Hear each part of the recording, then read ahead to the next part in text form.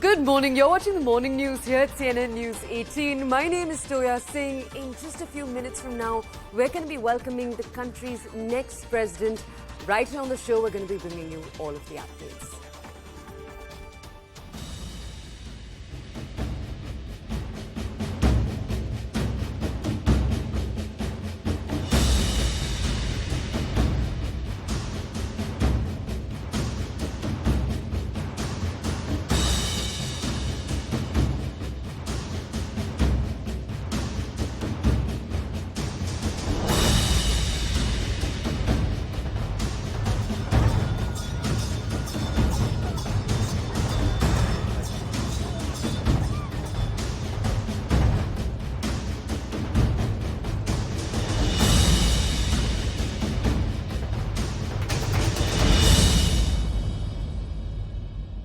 The stage is all set today for Droupadi Murmu to take charge as the 15th president of the country.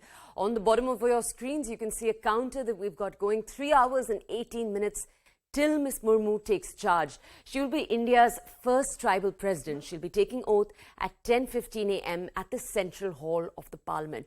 Murmu will start her day with a floral tribute to the fourth father of the nation, Mahatma Gandhi. This will be taking place at Rajghat, after which she'll reach the Parliament, where you'll have the Chief Justice of India, N.V. Ramana. He'll administer the oath.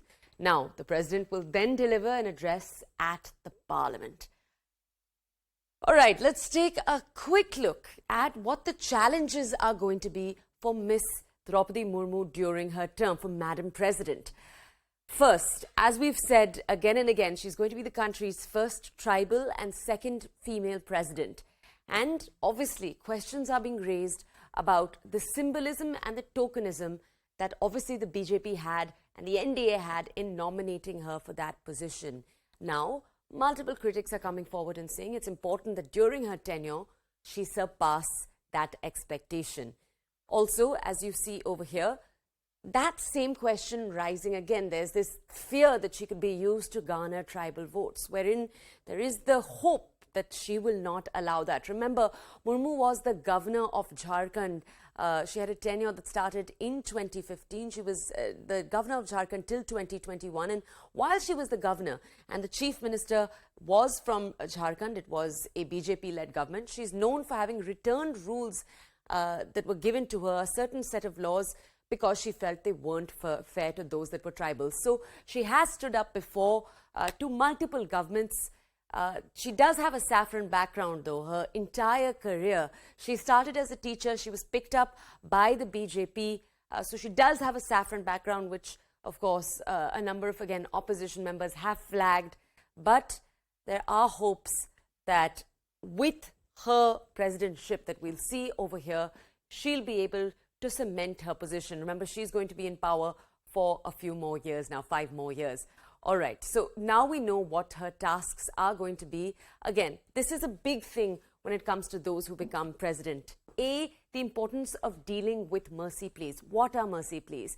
As you can see over here, currently there are 488 people on death row as prisoners. It's the highest in 70 years.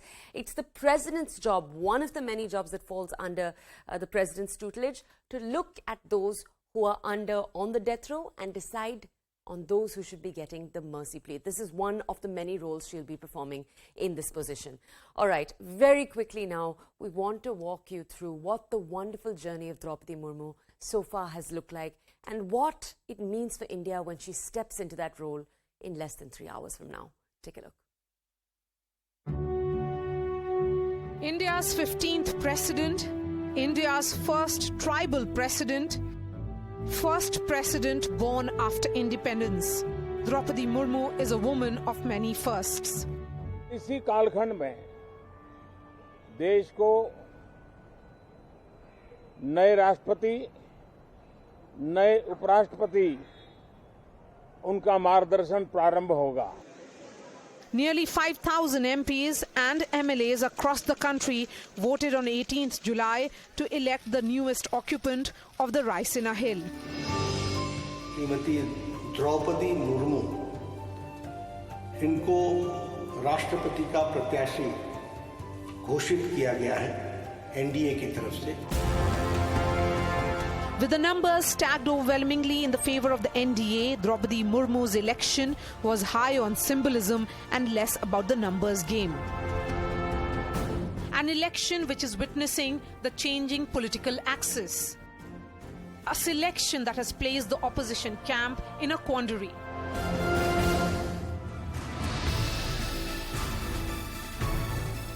Uddhav Thackeray, forced by the Shiv Sena MPs, broke ranks from allies in Mahavikas Aghadi to back her. TDP's Chandrababu Naidu came out to even campaign for her in Andhra Pradesh. Jharkhand Mukti Morcha, India's only tribal party, had to support as well. After all, she had served as the governor of Jharkhand. मेरे जो family बहुत गरीबी है, गरीबी थोड़ा मैं finance सियाली उनको support करूं, इसीलिए थोड़ा पढ़ लिख के ऐसा बन जाऊं कि मुझे थोड़ा नौकरी मिल जाए, लेकिन मुझे पॉलिटिक्स में जाना, ये गवर्नर बनना, ये मैं कभी सोची नहीं थी। 64-year-old Droupadi Murmu, low profile and soft-spoken, has generally steered clear of controversy. She was also the only governor to complete a full term in office in Jharkhand, which has had 10 governments in its 2 decades of existence. जो central ने हम मेरा बहन का नाम लिया ना, हम लोग बहुत खुश में, रायरंगपुर के बासिंदा सब खुश में है। आदिवासी महिला की पहले जो चुना गया ना, वही सबसे खुशी बात है। पूरा रायरंगपुर के साथ ही उनका बहुत अच्छा संपर्क रहा है, सबका उन्होंने हमेशा साथ और सहयोग दिया और बहुत ही प्यार भरा संपर्क रहा है उनका सबों के साथ में। हमारे किसी भी प्रोग्राम में वो हमेशा आगे रहते थे और सबकी बातें सुनते थे। तो काउंसिलर से होके विधायक भी बन गए, विधायक बन के वो बेस्ट अवार्ड भी उनको मिला है, नीलकंठ पुरस्कार मिला है उनको। उसके बाद वो मंत्री भी बने, सबका साथ मिल के काम करते हैं। In the 1990s, her work with the Santhal organization caught the attention of the BJP's Raj Kishore Das. Back then, it was a party that did not have much political influence in the state. Seeing potential in Murmu, he asked her to contest for councillor in the Rairangpur Notified Area Council. In 1997, she became councillor and later vice chairperson of the Rairangpur Corporation. 2000 में 97 5 साल का ये तो आप जानते हैं term होता है, लेकिन बीच में मुझे जो जनरल इलेक्शन आ गया, मुझे 2000 में टिकट दिया गया। उन्होंने कहा आपको तो लड़ना है। मैंने बोला मेरे बच्चे छोटे छोटे हैं, मुझे ये तो काउंसिलर में थी, वाइस चेयरमैन थी, तो टाउन के अंदर मुझे घूमना पड़ता था। फिर अभी तो मुझे पूरा क्षेत्र में घूमना पड़ेगा, तो टाइम नहीं दे पाऊंगी। फिर मुझे थोड़ा, मैंने बोला ठीक है चलिए।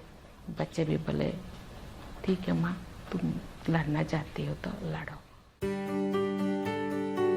She served twice as a BJP MLA in Orissa and also worked as a minister in the Naveen Patnaik government from the 2002 to 2004, when the BJP and Biju Janata Dal ran a coalition government. She was awarded the Neelkant Award for the Best Legislator by the Orissa Legislative Assembly.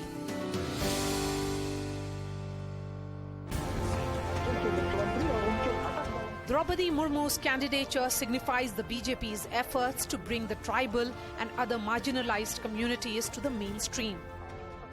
A convincing example of Sabka Saath, Sabka Vikas. The move comes ahead of assembly elections in Gujarat, Madhya Pradesh, Rajasthan and Chhattisgarh. The 4 states have 128 seats reserved for scheduled tribes, of which the BJP had won just 35 in the last assembly elections. The BJP is also hoping that her candidature will strengthen its political hold in Orissa and get a foothold in Jharkhand, where it lost the elections in 2019. आज भी हम कहते हैं कि आदिवासियों में ओडिशा में Santhal progressive है, लेकिन इतना भी प्रोग्रेसिव नहीं है कि वो दूसरों के साथ कॉम्पीट कर पाए। इसीलिए और भी थोड़ा अभी भी फाउंडेशन स्टेज में है। आगे जाने के लिए महिला को और पुरुष को दोनों को आगे आना होगा। जैसे परिवार चलाने के लिए दोनों की आवश्यकता है।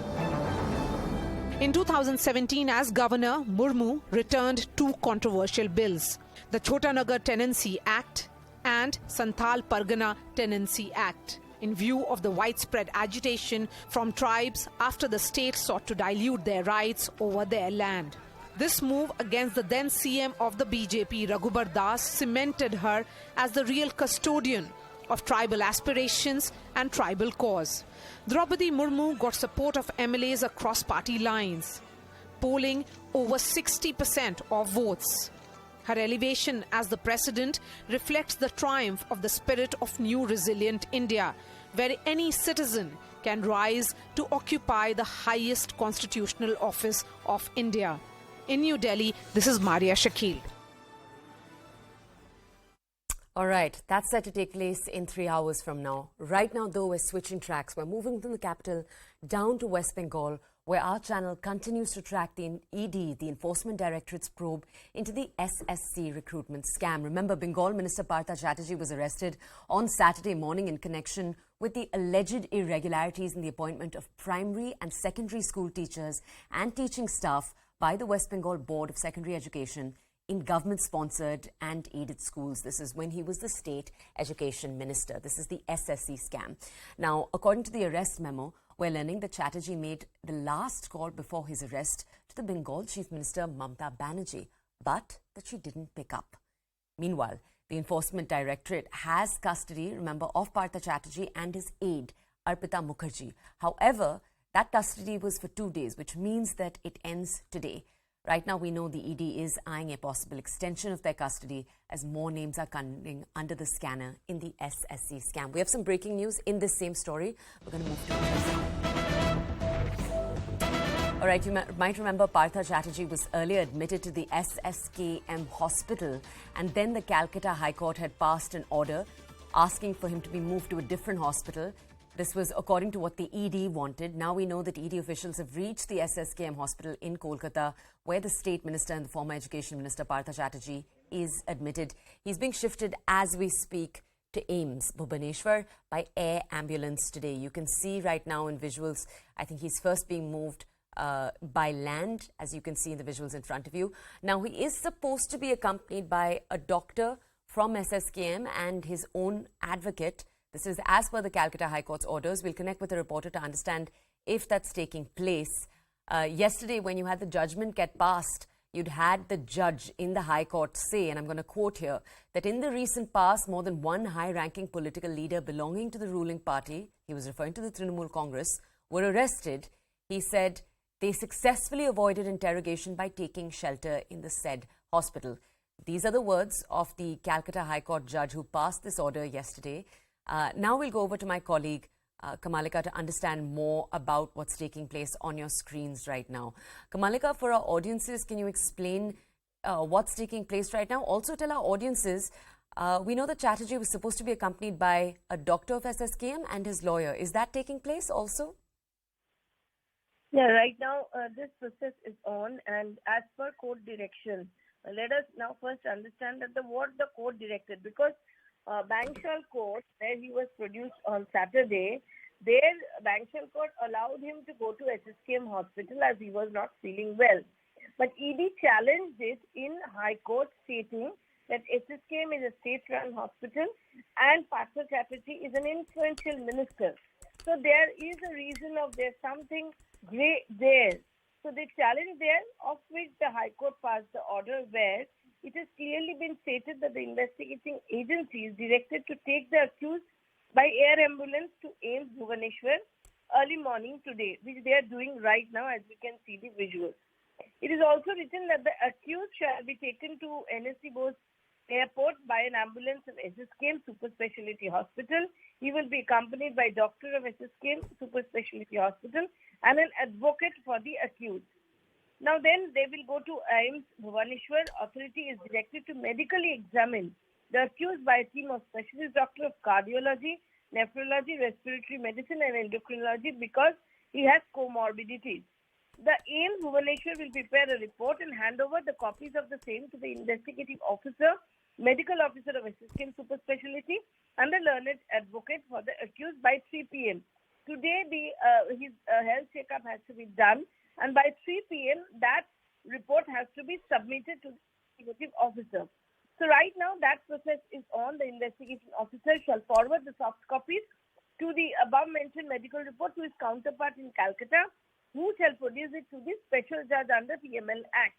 Because today Partha Chatterjee is also supposed to be produced to the in the special judge's court under PML Act. So and if she is not well, he has to be admitted there. Then the investigating officer shall make necessary arrangements for the production of the accused through the medium of electronic video linkage under amending provisions of clause. So this is very clear that as per ED's apprehension, that SSKM is a hospital run by the state government.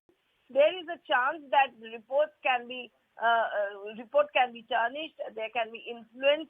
State government ministers' influence can be placed there. So it is decided, it is directed by the court that ED takes Partha Chatterjee to AIIMS Bhubaneswar, and that's what is happening now. He will be taken now directly to airport, and from via air ambulance, he will be taken to Bhubaneswar. Kamalika, thank you so much for providing our audiences with that context. For our audiences, those are the visuals you can see on your screen right now. This is a particularly important case for the topography, for the political scenario in West Bengal. We'll continue to track it through the day. Right now, it is time for a short break. We'll see you with all of the country's top stories on the other side.